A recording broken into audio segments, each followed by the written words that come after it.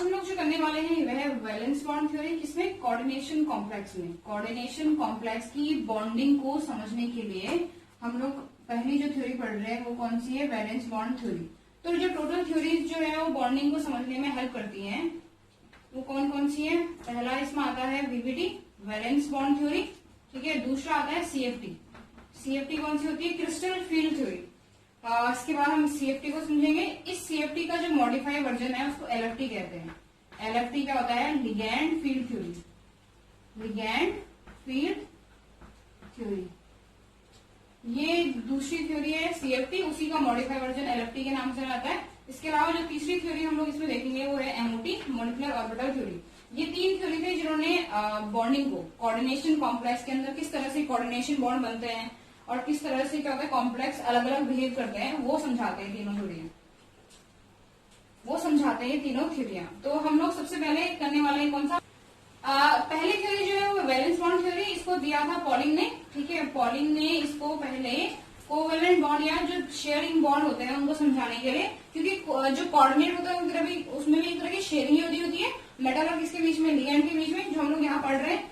इसीलिए इस थ्योरी को हम यहाँ भी यूज करते हैं। तो सबसे पहले हम लोग इसको करेंगे क्या, सबसे पहले हम लोग समअप करेंगे सारे पॉइंट्स, ठीक है। मेन जो समरी है, मेन पॉइंट्स को हम लोग इसमें समअप करेंगे। उसके बाद हम लोग वीबीटी की एप्लीकेशन पढ़ेंगे कि वीबीटी को हम किस किस तरह से हम लोग कहाँ कहाँ अप्लाई कर सकते हैं और वीबीटी हमारे लिए कहाँ कहाँ यूजफुल रही। और जो तीसरा हम लोग करेंगे वो इसके ड्रॉबैक्स करेंगे, यानी इसके शॉर्ट कमिंग्स, ठीक है। शॉर्ट कमिंग्स कहाँ कहाँ प्रॉब्लम आई वीबीटी में। तो ये तीन चीजें हम लोग यहाँ आज देखने वाले हैं। तो मेन पॉइंट से स्टार्ट करते हैं, कौन कौन से पॉइंट जो थे वीबीटी के हैं जो हमारे लिए जानना इंपॉर्टेंट है, तभी जाके हम इसकी एप्लीकेशन कर सकते हैं। तो पहला पॉइंट जो पॉलिंग ने कहा था वो मेटल के बारे में कहा था कि जो मेटल होता है, सेंट्रल मेटल आयन जो होता है किसी भी कॉम्प्लेक्स में, वो क्या करता है, एक तरह के ऑर्बिटल प्रोवाइड करता है बॉन्डिंग के लिए। किस तरह से, जैसे हमने तो वीबीटी में पॉलिंग ने जो पहली बात कही, यानी उसका जो पहला पॉइंट है वो किस चीज से रिलेटेड है, वो है मेटल से रिलेटेड। तो मेटल क्या करता है, सेंट्रल मेटल जो होता है वो एक तरह के इम्पटी ऑर्बिटल प्रोवाइड करेगा, ठीक है। इम्पटी ऑर्बिटल प्रोवाइड करेगा किस चीज के लिए, लिगैंड के फील्ड ऑर्बिटल के साथ ओवरलैप करने के लिए। तो ये पहला पॉइंट है कि जो मेटल होता है, सेंट्रल मेटल जो होता है किसी भी कॉम्प्लेक्स में, वो एक तरह के क्या करता है, इम्पटी ऑर्बिटल प्रोवाइड करता है, जिनका नंबर एडिक्वेट होना चाहिए। एक लिमिटेड नंबर होता है हर एक कॉम्प्लेक्स के अंदर, कुछ ही इम्पटी ऑर्बिटल जो होते हैं वो प्रोवाइड करता है, जिसमें लिगैंड क्या करेगा, अपने फील्ड ऑर्बिटल के साथ क्या करेगा, इलेक्ट्रॉन फील करेगा।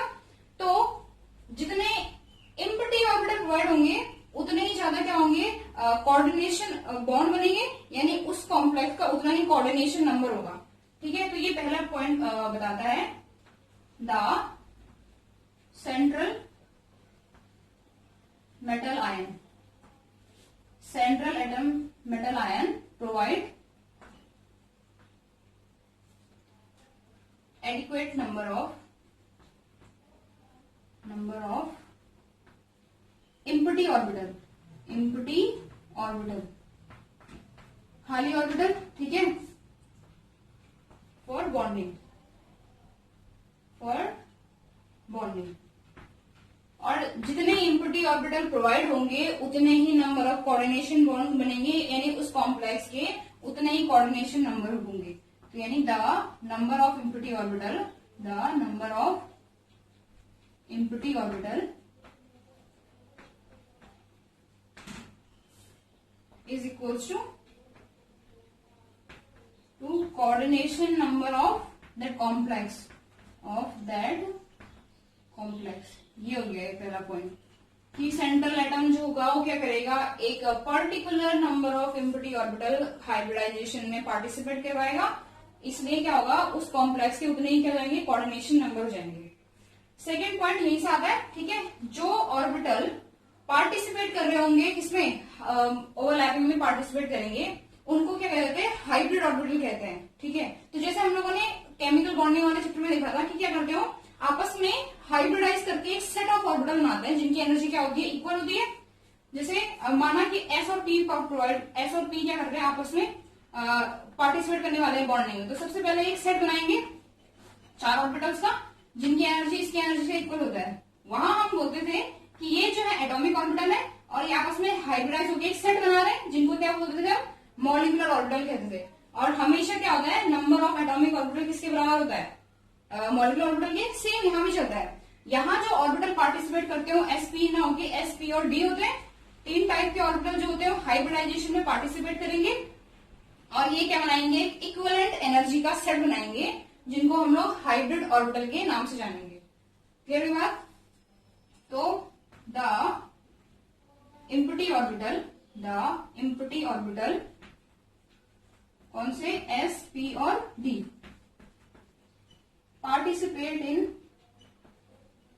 Participate in bonding, but before that they hybridized to form a set of orbital with equivalent energy। Clear हुआ? सबसे पहले इम्पटी ऑर्बिटल जो होंगे, जो पार्टिसिपेट कर रहे होंगे, आपस में हाइब्रिडाइज होके क्या बनाएंगे, सेट बनाएंगे। उस सेट को हम लोग किस नाम से जानते हैं, हाइब्रिड ऑर्बिटल के नाम से जानते हैं। तो इन हाइब्रिड ऑर्बिटल को ही हम लोग इसमें ओवरलैपिंग कराएंगे, किससे, लिगेंड से। तो जैसे हम लोगों ने बोला, अगर हमारे पास sp3d2 इक्विवेलेंट एनर्जी वाले सेट को क्या बोल देते हैं हम लोग, हाइब्रिड ऑर्बिटल के नाम से जानते हैं, हाइब्रिड ऑर्बिटल। इसी में जो ये हाइब्रिड ऑर्बिटल होते हैं, इनका जो पोजीशन होता है वो हमेशा एक पर्टिकुलर डायरेक्शन में होता है और एक्चुअली डिपेंड किस पे कर रहा होता है, डिपेंड करेगा लिगेंड किस तरफ से आ रहे हैं। तो जो हाइब्रिड ऑर्बिटल का जो डायरेक्शन होगा, जैसे इस तरह से, वो हमेशा उस तरफ से होगा जिस तरफ से लिगेंड का क्या आ रहा होगा, लिगेंड का इफेक्ट आ रहा होगा। तो इस हिसाब से हर एक मेटल के जो ऑर्बिटल होते हैं उनका एक पर्टिकुलर डायरेक्शन होता है, जिस साइड से क्या होते हैं, लिगेंड आगे होते हैं।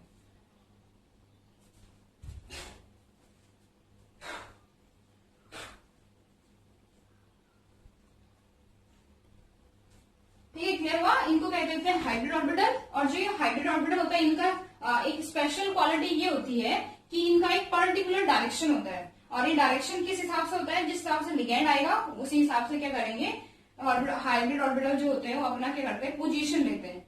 यानी the position of hybrid orbital is towards the ligand.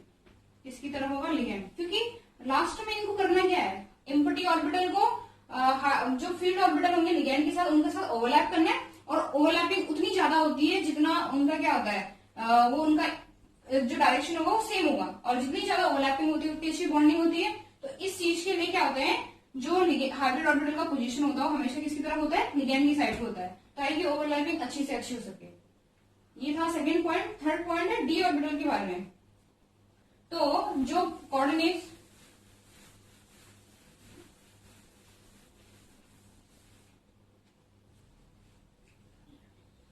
Third point जो है वो है रिलेटेड डी ऑर्बिटल से। तो जो डी ऑर्बिटल पार्टिसिपेट कर रहे होते हैं, पार्टिसिपेट करेंगे ओवरलैपिंग में, या जो पहले हाइब्रिड ऑर्बिटल में इन्वॉल्व होते हैं, वो दो टाइप के होते हैं।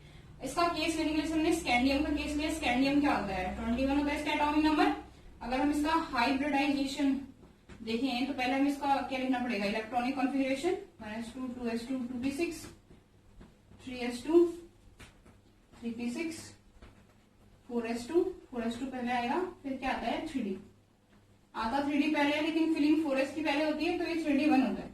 अगर हम इसमें इसका कोई कॉम्प्लेक्स बनाते हैं स्कैंडियम का, जिसका कोऑर्डिनेशन नंबर 4h है, तो उस केस में जो ऑर्बिटल पार्टिसिपेट करेंगे तो वो कौन से होंगे, लास्ट के ये दो ऑर्बिटल होते हैं जो पार्टिसिपेट करते हैं।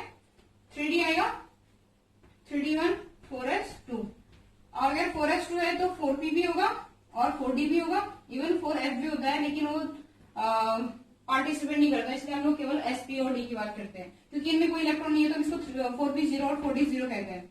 अगर लिगेंड की फिलिंग होती है तो लिगेंड की फिलिंग की दो कंडीशन है, या तो इस ऑर्बिटल के अंदर इलेक्ट्रॉन फिल करें या इस डी ऑर्बिटल के अंदर फिल करें। एस और पी तो इन्वॉल्व होंगे, लेकिन जो डी हो सकता है वो दोनों में से केवल एक होता है, या तो अंदर का डी ऑर्बिटल होता है या क्या होता है बाहर का। तो अगर हम इसको, ये जो होगा ये ऑप्शन हो सकते हैं हमारे पास, या तो ये हाइब्रिडाइजेशन में पार्टिसिपेट करेंगे या ये करेंगे, और ये एक्चुअली डिपेंड करता है किस चीज पे, लिगैंड का इफेक्ट कैसा है, मेटल कैसा है, ठीक है, उसके ऑक्सीडेशन स्टेट पे, कौन से पीरियड वाले डी ऑर्बिटल जो होते हैं पार्टिसिपेट कर रहे हैं, बहुत सारी चीजें हैं। लेकिन दो ऑप्शन है, इन दो ऑप्शन में से अगर अंदर का जो डी ऑर्बिटल पार्टिसिपेट करता है तो इस डी को क्या बोलते हैं हम, इनर डी ऑर्बिटल, और अगर बाहर का डी पार्टिसिपेट कर रहा है तो उसको क्या कहते हैं, outer D orbital, outer D orbital. अगर हम प्रिंसिपल क्वांटम नंबर के हिसाब से देखें तो प्रिंसिपल क्वांटम नंबर हमारा सबसे आउटर वाला होता है, यानी 4 होगा, तो इसको हम लिख सकते हैं n-1d। n क्या होता है, प्रिंसिपल क्वांटम नंबर, उससे एक कम हो रहा है, और इसको हम लिख देते हैं एन डी ऑर्बिटल। इससे जो बनने वाले कॉम्प्लेक्स होते हैं इनको हम लो स्पिन कॉम्प्लेक्स कहते हैं, लो स्पिन कॉम्प्लेक्स। और अगर ये डी पार्टिसिपेट करता है तो उससे जो बनने वाले कॉम्प्लेक्स है इनको बोलते हैं हम हाई स्पिन कॉम्प्लेक्सेस। यानी दो टाइप की कॉम्प्लेक्स फॉर्मेशन हो सकते हैं, लो स्पिन और हाई स्पिन। ये डिपेंड किस पे करेगा, कौन सा डी ऑर्बिटल पार्टिसिपेट कर रहा है। अगर 3d कर रहा है तो हम उसको क्या कहेंगे, लो स्पिन, और अगर 4d कर रहा है तो हाई स्पिन। ठीक है, तो दो टाइप की कॉम्प्लेक्स पॉसिबल है, लो स्पिन और हाई स्पिन। ये डिपेंड किस पे करता है, कौन सा डी ऑर्बिटल पार्टिसिपेट कर रहा है। ये था हमारा थर्ड पॉइंट कि डी ऑर्बिटल पॉसिबल है।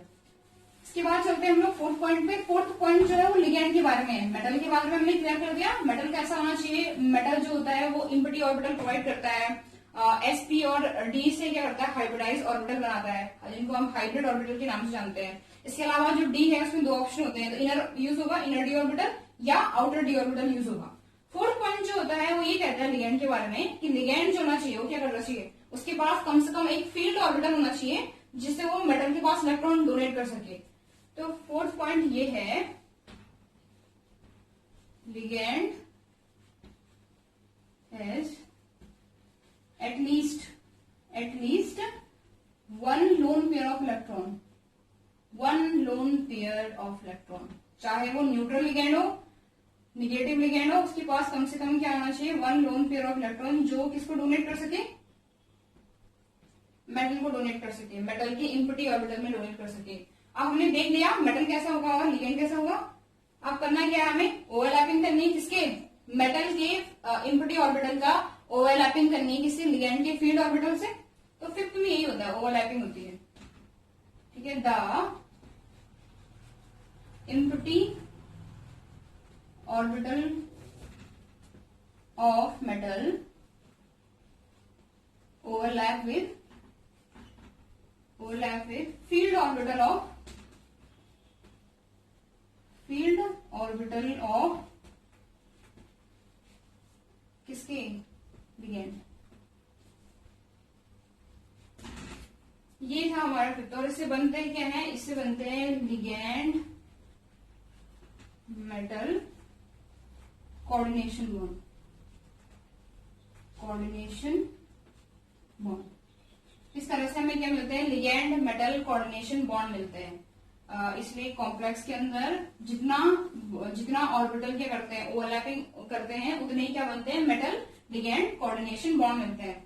तो हमारे पास ज्यादातर जो कॉम्प्लेक्स होते हैं वो इस रेंज के होते हैं, जिनका कोऑर्डिनेशन नंबर 2 से लेके क्या हो सकता है, 9 तक हो सकता है। इसके अलावा जो 4D सीरीज और 5D सीरीज होती है, हमारे पास 4D सीरीज 5D सीरीज कौन सी होती है, हमारे पास जो पीरियोडिक टेबल है उसमें हमारे पास जो 3 पीरियड है, जिनमें पहला आता है जिसके अंदर 3D सीरीज आती है, ऐसे मेटल जो अपना लास्ट इलेक्ट्रॉन 3D के अंदर डालते हैं, फिर ऐसे मेटल जो 4D के अंदर डालते हैं, और ऐसे 5D 6D भी है, पर उसमें ज्यादातर क्या होता है, रेडियो एक्टिव होते हैं, इसलिए हम उनकी स्टडी नहीं करते, केवल इनकी बात हो रही है। तो 3D 4D और 5D में से इसका जो जनरल कोऑर्डिनेशन नंबर होता है 2 से 9 होता है, जबकि 4D 5D जो होते हैं वो अपने कोऑर्डिनेशन नंबर को क्या कर सकते हैं, एक्सपेंड कर सकते हैं, क्योंकि इनका साइज जो होता है ओवरऑल क्या होता है, बहुत बड़ा होता है। तो जितना बड़ा साइज होगा उतने ही क्या होंगे, इसके पास ऑर्बिटल होंगे प्रोवाइडेड, इम्पटी ऑर्बिटल, इसलिए इनका कोऑर्डिनेशन नंबर 12-16 तक भी जाता है। जो नेचर में वो रेयर मिलते हैं, लेकिन हम लोग इनकी स्टडी कर रहे हैं, इसलिए 2 से 9 तक हम लोग देखेंगे किस तरह से होता है। तो ये मेन पॉइंट थे किसके, वीवीटी के मेन पॉइंट जो थे हमें, जिनको हमने सम कर दिया। अब हम लोग करने वाले हैं कि वीवीटी को हम कहाँ कहाँ अप्लाई कर सकते हैं, या वीवीटी की हेल्प से हमें कॉम्प्लेक्स की कौन कौन सी क्वालिटी या बिहेवियर का पता चलता है। ठीक है,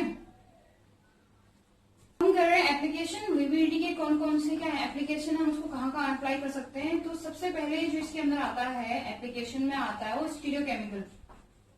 स्टीरियोकेमिकल यानी स्टीरियोकेमिकल से मतलब यहाँ पे है कि लिगैंड जो होते हैं मेटल के अराउंड अपने आप को कहाँ कहाँ क्या कर सकते हैं, अरेंज कर सकते हैं। ये सेम उसी की तरह है जैसे केमिकल बॉन्डिंग में था। स्टीरियोकेमिकल से मतलब है arrangement of ligand, arrangement of ligand around the metal, metal के अराउंड लिगैंड का कैसा अरेंजमेंट है वो डिसाइड करता है स्टीरियोकेमिकल, जिसको हम लोग इन शॉर्ट के कहते हैं, ज्योमेट्री के नाम से जानते हैं। तो जो ज्योमेट्री होती है किसी भी कॉम्प्लेक्स की उसके हाइब्रिडाइजेशन पे डिपेंड करता है। कॉम्प्लेक्स होता है जितने भी कोऑर्डिनेशन कॉम्प्लेक्स होती है हर किसी की क्या होती है, एक तरह की पर्टिकुलर ज्योमेट्री होती है। ये ज्योमेट्री जो होती है कौन डिसाइड करता है कि लिगैंड किस तरह से है। तो लिगैंड हमेशा जो मेटल की ऑर्बिटल हमने पढ़ा था पॉइंट में कि मेटल के जो ऑर्बिटल होते हैं हमेशा उस साइड को अपने आप को अरेंज करते हैं जिस साइड से क्या आ रहा हो, लिगैंड आ रहा हो। इसलिए इनकी एक पर्टिकुलर पोजीशन बनती है, यानी जो कोऑर्डिनेशन बॉन्ड बनता है मेटल के अराउंड उनका क्या होता है, स्पेसिफिक क्या होता है, डायरेक्शन होता है, जिससे क्या होता है मेटल कॉम्प्लेक्स जो होता है अपनी एक तरह की ज्योमेट्री शो करता है। तो इसको हम उसके हाइब्रिडाइजेशन से भी निकालते हैं क्योंकि हाइब्रिड ऑर्बिटल किधर को बन रहा है उसी हिसाब से उनका क्या होता है उनका अरेंजमेंट होता है, उनकी ज्योमेट्री आती है। तो इसको हम स्टार्ट में लिखेंगे, एक साइड लिख देंगे हम क्या, हाइब्रिड ऑर्बिटल, जिसको हम लोग हाइब्रिडाइजेशन भी कह सकते हैं कि किस डायरेक्शन में, उसी हिसाब से उनका क्या आता है, अरेंजमेंट आता है, अरेंजमेंट ऑफ हाइब्रिड ऑर्बिटल। जैसे पहला केस है हमारे पास सिंपल एसपी। एसपी में क्या होता है, स्ट्रक्चर जो दिखता है हमें वो लीनियर दिखता है, यानी मेटल से लिगैंड जो होते हैं वो 180 डिग्री के एंगल पे रहते हैं। यहाँ पे 180 डिग्री का क्या आता है, एंगल आता है। अगर हम बीच में मेटल दिखा रहे हैं और चारों तरफ क्या दिखा रहे हैं, लिगैंड दिखा रहे हैं, तो उसके हिसाब से लीनियर आएगा। ऐसी जो sp2 होता है, sp2 कैसे दिखता है, ट्राइगोनल प्लेनर। इसमें जो लिगैंड होते हैं वो 3 होते हैं जो मेटल के अराउंड कैसे अरेंज होते हैं, 120 डिग्री के एंगल पे। ये एंगल 120 का होता है। sp3 कैसा होता है, टेट्राहाइड्रल। टेट्राहाइड्रल में जो एंगल होता है वो कितने का होता है, आइडियल जो एंगल होता है 109.5 डिग्री का होता है। इसको हम लोग कुछ इस तरह से बनाते हैं जिसमें 2 लिगैंड प्लेन में होते हैं, एक जो होता है आउट ऑफ द प्लेन जा रहा होता है और एक क्या होता है इनटू द प्लेन जा रहा होता है, प्लेन की अंदर की साइड को। तो ये 4 लिगैंड होते हैं इसमें टेट्राहाइड्रल केस में। इसके बाद आता है DsP2 का केस। इसमें जो D होता है वो कौन सा D होता है, और D कौन सा कहने का मतलब हमारे पास 5 D ऑर्बिटल होते हैं ना, इन सबका क्या होता है, अलग अलग पोजीशन होती है। पहले वाले को DXY, दूसरे को DYZ, फिर क्या होता है DZX, ये क्या होता है DX2 Y2, और ये कौन सा होता है DZ2। ये 5 D ऑर्बिटल हमारे पास होते हैं। लेकिन इस हाइब्रिडाइजेशन में जो इन्वॉल्व होता है वो कौन सा होता है, DX2 Y2। इन एक ही प्लेन में होते हैं चारों को चारों, 1 2 3 4 ऑर्बिटल है, यानी 4 लिगैंड होंगे, चारों के चारों सेम प्लेन में होते हैं। तो इसका जो स्ट्रक्चर होता है वो कैसा होता है, स्क्वायर प्लेनर। स्क्वायर प्लेनर, चारों के चारों लिगैंड जो होते हैं वो सिंगल प्लेन में,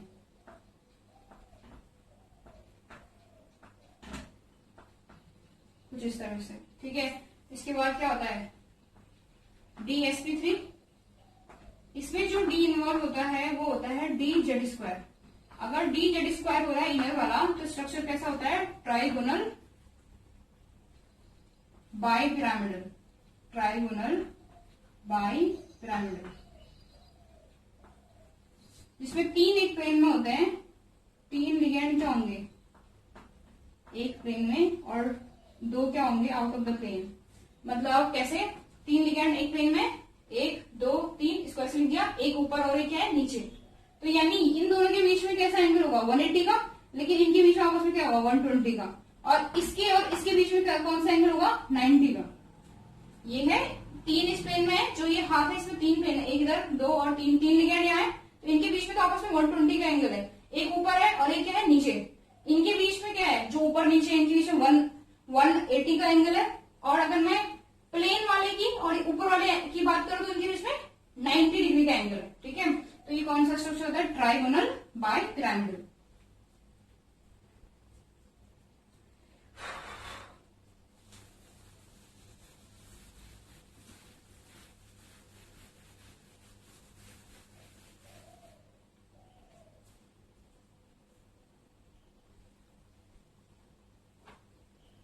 अगर जो हमारे पास हाइब्रिडाइजेशन है वो sp3d है, sp3d, जिसमें d कौन सा है, d जो है d x square y square ही है, ठीक है। तो हाइब्रिडाइजेशन कैसा आता है, स्क्वायर पिरामिडल, स्क्वायर पिरामिडल। और ये दिखता कैसे है, 4 लिगेंड क्या होते हैं मेटल के साथ एक ही प्लेन में होते हैं, और एक लिगेंड जो होता है वो आउट ऑफ द प्लेन जा रहा होता है। ये 4 एक प्लेन में और ये ऊपर, तो इन दोनों के बीच में 90 डिग्री का एंगल होगा और इनके बीच में भी आपस में क्या होगा, 90 डिग्री का एंगल होगा। ये जो होता है स्क्वायर पिरामिडल होता है। इसके बाद एक ही हाइब्रिडाइजेशन है, वो आता है d2sp3, और इसको हम लिख सकते हैं sp3d2, क्योंकि इसमें सेम d ऑर्बिटल यूज हो रहे हैं हाइब्रिडाइजेशन में, d x square y square और कौन से d जेड स्क्वायर, ये दोनों जो होते हैं पार्टिसिपेट कर रहे होते हैं इसमें हाइब्रिडाइजेशन में। इसलिए ये स्ट्रक्चर कैसा आता है, ऑक्टाहाइड्रल। ऑक्टाहाइड्रल में क्या होते हैं, मेटल के साथ 4 लिगेंड जो होते हैं वो सिंगल प्लेन में होते हैं, और 2 क्या आ रहे हैं, एक ऊपर और एक क्या आ रहा होता है, नीचे आ रहा होता है। इसको स्ट्रक्चर को क्या बोल देते हैं, ऑक्टाहाइड्रल। तो ये थी वैलेंस बॉन्ड थ्योरी में, वैलेंस बॉन्ड थ्योरी का पहला एप्लीकेशन, जिसको हम लोग क्या कहते हैं, स्टीरियोकेमिकल एप्लीकेशन, यानी हम लोग हाइब्रिडाइजेशन से डायरेक्ट ज्योमेट्री निकाल पा रहे थे वीबीडी की हेल्प से। दूसरा जो एप्लीकेशन होता है वो होता है मैग्नेटिक बिहेवियर। मैग्नेटिक बिहेवियर से क्या मतलब है, हमारे पास जो होते हैं 2 टाइप के कॉम्प्लेक्स मिलते हैं नेचर के हिसाब से। इसके अलावा इस थ्योरी की हेल्प हम लोग मैग्नेटिक मूवमेंट में भी करते हैं। इस थ्योरी की हेल्प से हम लोग किसी भी कॉम्प्लेक्स का मैग्नेटिक मूवमेंट मेजर कर सकते हैं। तो सेकेंड एप्लीकेशन जो है वो है वैलेंस बॉन्ड थ्योरी का, क्या है, मैग्नेटिक बिहेवियर। जिसके अंदर हम लोग 2 चीजें पढ़ेंगे, एक पढ़ेंगे कॉम्प्लेक्स का नेचर कैसा है, मैग्नेटिक नेचर कैसा है, और दूसरा जो हम लोग पढ़ेंगे वो पढ़ेंगे मैग्नेटिक मूवमेंट, मैग्नेटिक मूवमेंट। दूसरा जो हम लोग पढ़ेंगे वो क्या है, मैग्नेटिक मूवमेंट। पहले बात करते हैं नेचर की। 2 टाइप का नेचर कॉम्प्लेक्स के अंदर यहाँ देखने को मिलता है। एक, कुछ कंपाउंड जो होते हैं, कुछ कॉम्प्लेक्स मैग्नेट को देख के, मैग्नेट की साइड को क्या होता है, मैग्नेट के तरफ क्या होता है, अट्रैक्ट होते हैं, जिनको हम लोग किसके नाम से जानते हैं, पैरामैग्नेटिक, ठीक है। और दूसरा कॉम्प्लेक्स जो क्या होता है, मैग्नेट से रिपेल करते हैं, उनको क्या बोलते हैं, डाई मैग्नेटिक। ये 2 टाइप के कॉम्प्लेक्स हमें यहाँ देखने को मिलेंगे, पैरामैग्नेटिक और डायमैग्नेटिक। पैरामैग्नेटिक क्या होते हैं, जो क्या होते हैं, अट्रैक्ट करते हैं, attract towards magnetic field, attract towards magnetic field.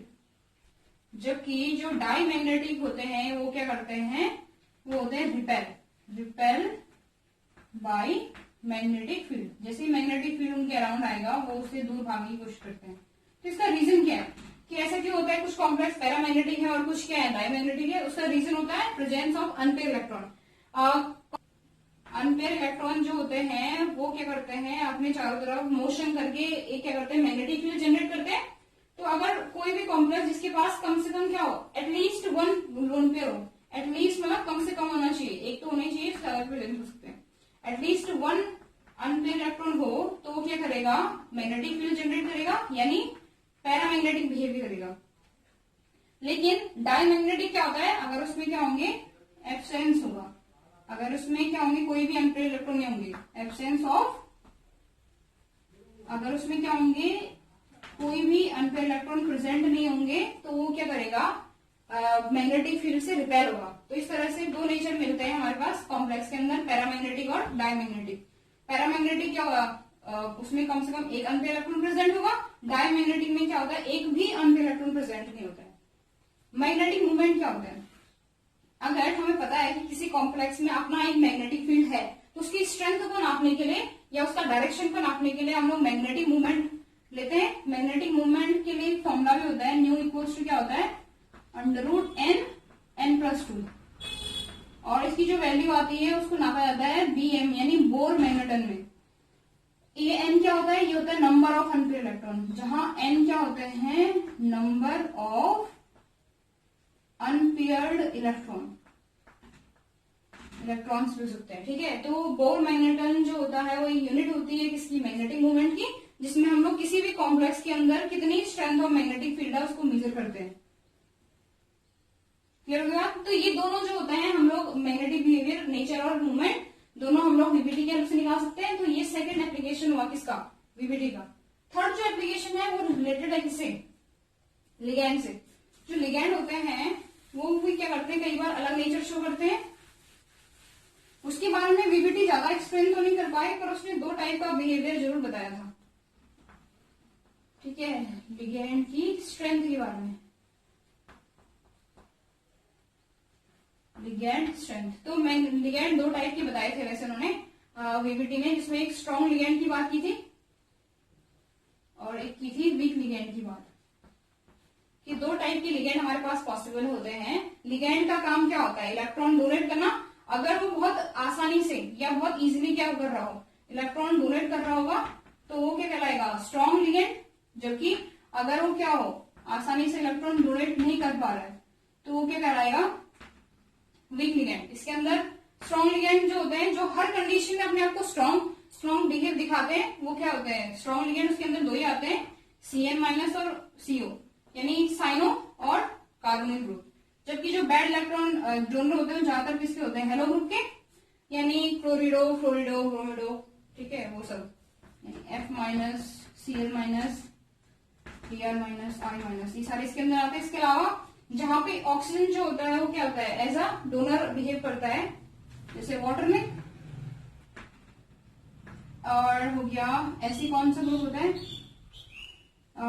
NO2 में, जहां पे ऑक्सीजन जो होता है as a electron donor behave करता है। ये किसकी बात हो रही है, ONO वाले ग्रुप की, नाइट्रेटो की बात हो रही है। उसमें हमेशा जो होता है लिगैंड जो होता है वो क्या होता है, वीक बिहेव करता है, यानी आसानी से इलेक्ट्रॉन नहीं देता है, तो उसको क्या कहते हैं, वीक लिगैंड। और स्ट्रॉन्ग लिगैंड किसको कहा गया, जो अच्छा इलेक्ट्रॉन डोनर होगा। उसके अलावा जिसके पास क्या होंगे, जो ज्यादातर जो डोनर होगा, डोनर एटम होगा, वो क्या होगा, कम इलेक्ट्रोनिगेटिव होगा, क्योंकि वो इलेक्ट्रॉन से क्या करेगा, एफिनिटी कम शो करेगा और आसानी से क्या करेगा, इलेक्ट्रॉन दे देगा। तो उस केस में गुड इलेक्ट्रॉन की तरह बिहेव करता है। ये कौन सा होता है, बैड इलेक्ट्रॉन डोनर होता है। इसके अलावा एक इंटरमीडिएट केस मिलता है, जिसको वीबीटी अच्छे से एक्सप्लेन नहीं कर पाए, पर हम उसको यूज करेंगे क्योंकि, तो उसको भी देख लेते हैं। उसको बोलते हैं कंडीशनल लिगैंड। ऐसे लिगैंड जो कंडीशन की तरह अपने आप को चेंज कर लेते हैं, कंडीशनल लिगैंड। इसको हम लोगों ने कॉम्प्लेक्स के अंदर यूज करना है, इसलिए इसको देख लीजिएगा, कंडीशनल लिगैंड। कंडीशनल लिगैंड के अंदर ऐसे लिगैंड आते हैं जो स्ट्रॉन्ग और वीक दोनों की तरह बिहेव करते हैं। तो इसके अंदर तीन ऐसे लिगैंड हैं, और ऑक्सिलेटो C2O4, जिसको हम लोग OX के नाम से जानते हैं, इसमें कितना चार्ज आता है, -2 का। ये तीन ऐसे लिगैंड होते हैं जो अपने आप को कई बार क्या करते हैं, स्ट्रॉन्ग दिखाते हैं। कई NH3 क्या करता है, NH3 जो होता है वो इन जनरल जो होता है वो वीक लिगैंड होता है, वीक लिगैंड की तरह ही बिहेव करता है, क्योंकि नाइट्रोजन ग्रुप जो इस टाइम पे इलेक्ट्रॉन डोनेट कर रहा हो अच्छा खासा इलेक्ट्रोनिगेटिव होता है। लेकिन अगर हम किसी इस तरह से मेटल से जुड़ा हो जो कि +3 कंडीशन में हो, कोई मेटल जो +3 ऑक्सीडेशन स्टेट के साथ हो, उसमें ये क्या करता है, खुद को स्ट्रॉन्ग बिहेव करवाता है। ठीक है, वहां पे कैसे बिहेव करते हैं, ये स्ट्रॉन्ग लिगैंड की तरह। इसी तरह से ऑक्सिलेटो ग्रुप जो होता है वो क्या होता है, इसमें खुद पे -2 होता है। अगर ये ऐसा मेटल से जुड़ा हो जो +3 ऑक्सीडेशन स्टेट में हो, वो वहां पे ये भी क्या करता है, स्ट्रॉन्ग बिहेव करता है। ठीक है, ये चीज याद रखनी है। अगर लिगैंड जो है, चाहे वो एमाइन है चाहे ऑक्सिलेटो है, जिनको हम कंडीशनल लिगैंड की बात कर रहे हैं, ये अपने आप को वीक और स्ट्रॉन्ग दोनों बिहेव करवा सकते हैं। ये डिपेंड किस पे करता है कि वो किस तरह के मेटल से जुड़े हुए हैं। फिर तो कंडीशनल लिगैंड में कौन कौन है, एमाइन है, NO+ है और ऑक्सिलेटो है। ये तीनों लिगैंड जो होते हैं स्ट्रॉन्ग और वीक जो होता है दोनों की तरह बिहेव करते हैं।